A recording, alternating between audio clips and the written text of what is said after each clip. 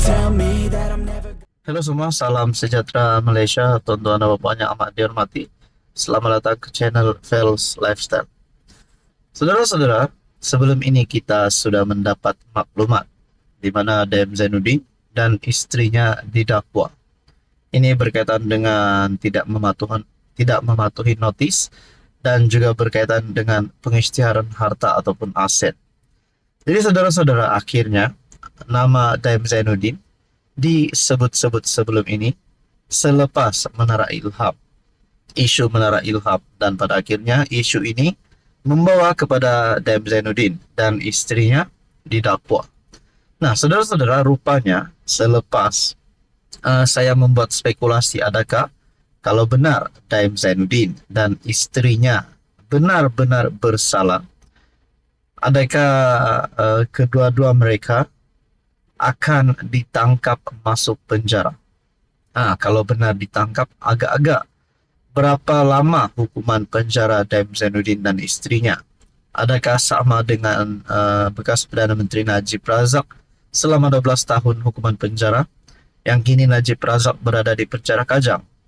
Nah, saudara-saudara, tuan-tuan dan puan yang amat dihormati, selepas ada berita tentang DM Zainuddin ini, di dalam ruangan komen melalui media sosial, melalui YouTube, khususnya YouTube, melalui YouTube saya sendiri, rupanya ada komen yang pasti mengejutkan DM Zainuddin dan juga istrinya, dan sudah pasti kepada penyokong-penyokong DM Zainuddin.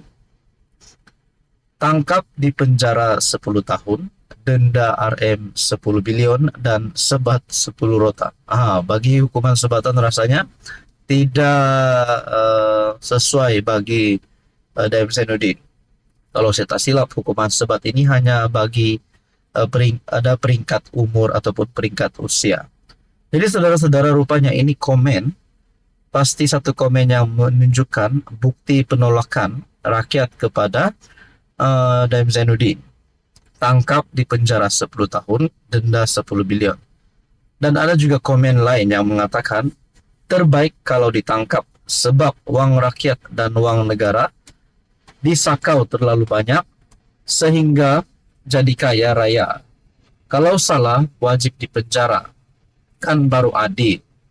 Saudara-saudara, tuan-tuan, memang benar, kalau benarlah DM Zainuddin dan istrinya bersalah, sudah pasti hukuman itu perlu dikenakan supaya ini menjadi satu pengajaran kepada mana-mana individu di rakyat Malaysia, individu di kalangan rakyat Malaysia, dan juga di kalangan ahli politik.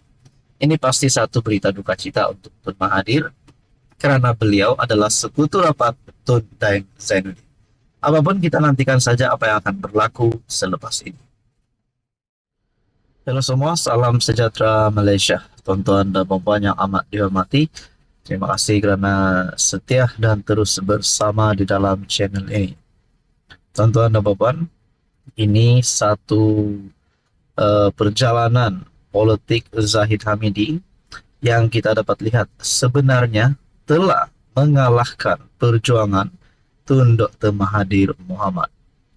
Saudara-saudara, dalam satu kenyataan daripada kepimpinan UMNO melalui Puan Zarkashi, rupanya sumbangan Zahid Hamidi ada bagi kejatuhan ataupun tumbangnya kerajaan Tun Mahathir selama 22 bulan, dan Zahid Hamidi juga ada sumbangan terhadap kejatuhan kerajaan Muhyiddin selama 17 bulan. Saudara-saudara yang amat dihormati, rupanya Puan Zarkashi telah membuat pendedahan ini yang kita dapat lihat ataupun kita dapat simpulkan. Ini adalah satu cerita yang dah tamat untuk Tun Mahathir. Di saat usianya yang sudah menghampiri 100 tahun itu, akhirnya Puan Zarkashi membuat pendedahan Tun Mahathir sudah kalah dengan Zahid. Ahli Majlis Kerja Tertinggi UMNO, Puan Zarkashi, menyifatkan bekas PM Tun Dr. Mahathir sudah kalah dalam perjuangan politiknya kepada Presiden UMNO, Ahmad Zahid Hamidi. Dengarkan ini, tuan-tuan dan puan. menurut beliau, segala-gala yang dilakukan Dr. Mahathir telah gagal, termasuk UMNO yang tidak mati. Datuk Seri Anwar Ibrahim berjaya menjadi PM, manakala anaknya Datuk Seri Mukris tersisih daripada dunia politik. Ujarnya, Dr. Mahathir hanya berjaya memenjarakan bekas PM Datuk Seri Najib Tun Razak.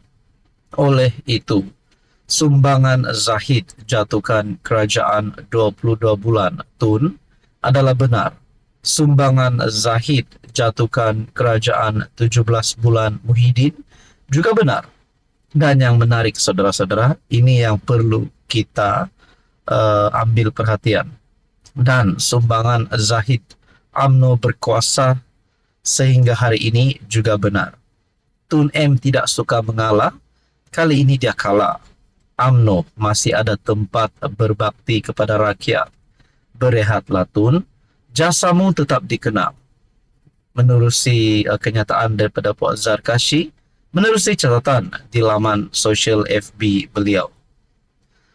Sementara itu, kata Muhammad Puat Zarkashi, Dr. M bagaimanapun betul apabila mengatakan beliau meletakkan jawatan sebagai PM atas kerelaannya, bukan kerana Zahid. Tun M kata dia letak jawatan atas kerelaannya, bukan kerana Zahid. Dia berbuat demikian kerana Bersatu tidak mahu mendengar nasihatnya. Itu betul, nasihatnya tidak lagi laku. Usaha terakhir untuk jadi PM interim, bukti dia tidak mahu lepas jawatan. Itu pun gagal, terpaksalah dia letak jawatan. Ketika itu PKR dan DAP mahu Tun M kekal. Mahathir tubuh pejuang untuk kembali jadi PM, tetapi time's over katanya. Adakah dengan ini saudara-saudara, masa untuk Mahathir sudah sampai. Masa untuk Mahathir berehat ataupun meninggalkan politik sudah sampai. Saudara-saudara, dalam kenyataan yang lain rupanya Tun Mahathir membuat satu kenyataan mengejutkan. Zahid bukan hero, tak perlu dabik dada selamatkan UMNO. Akhirnya Mahathir membuat pengakuan yang diterbitkan melalui Malaysia Kini bertarikh 12 Ogos. Menurut Tun Mahathir, bekas Perdana Menteri, menempelak Presiden UMNO Ahmad Zahid yang mengaku berjasa menyelamatkan parti itu daripada diharamkan ketika era pentadbiran PH selepas PRU 14. Tapi kita dapat lihat apa yang kenyataan yang dikeluarkan oleh Puan Zarkashi, di mana bagi saya kenyataan daripada Puan Zarkashi ini lebih power, lebih maksud saya lebih menggigit. Dan saya percaya saudara-saudara tuan-tuan dan puan, secara pribadi apa yang dikatakan Puan Zarkashi ini ada benarnya. Tun Mahathir sudah kalah dengan Zahid. Saudara-saudara, apa komen Anda berkaitan dengan ini?